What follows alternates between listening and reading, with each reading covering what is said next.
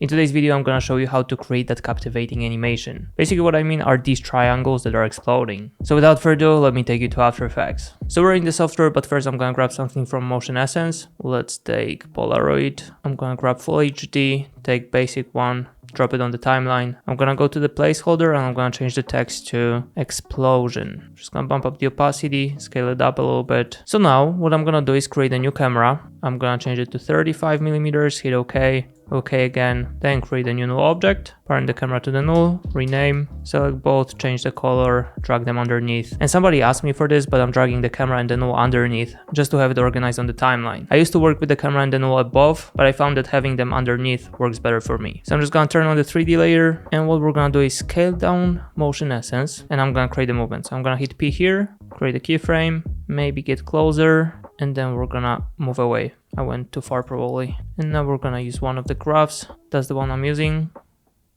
It's way too slow though. Okay, a bit better. So now what we need to do here is basically deselect everything, head over to our rectangle tool, but we're gonna grab the star tool. I'm gonna drag to create a shape. I already have a triangle, but if you use your mouse wheel, you can change the amount of corners you have. But I'm gonna leave it like that. I'm gonna change the color to white, recenter, put it like that. And we don't even need to turn it into 3D. I'm just gonna rename it to triangle. And we're gonna head over here. I'm gonna go to repeater.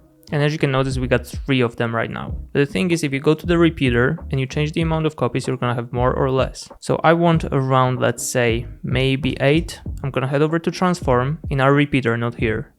And here in the position, we're gonna change it to 0. So now we have these 8 triangles, but the thing is that they are in one place. So now if you start playing around with the scale, you're gonna notice such an effect. So for this, I'm gonna keyframe position, I'm gonna keyframe scale, and also I'm gonna keyframe rotation. Drag it to the very beginning. And now what we need to do is map up the scale, then adjust the position so it's in the middle. And we're just gonna adjust the rotation a little bit. Something like that should do. As I'm just looking at this, I feel like we need to head over to our stroke width and we're gonna decrease the value. I'm also gonna go to start opacity and change it to like 14. So that's what we have. I honestly don't really like that, so we need to adjust some settings. So I'm gonna decrease the value for rotation and we're gonna do it like that. And lots of adjustments. So that's what you should have.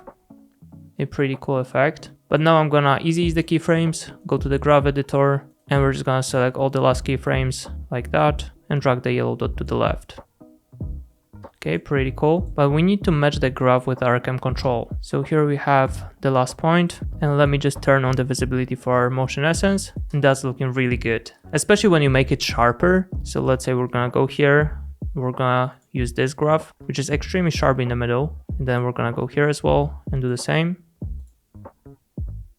So that's basically a very dope idea for your animation. We're gonna turn on the motion blur on both. I really like that slow ending. That's looking fire. So yeah, it was a short tutorial, but I think it's an extremely valuable tip to implement into your 3D editing. So without further ado, I'm gonna wrap it up here. Hopefully it was helpful, and I'll see you tomorrow. Cheers, guys. And by the way, you got time-saving video editing assets in the description below. I would check it out if I were you. Cheers, guys.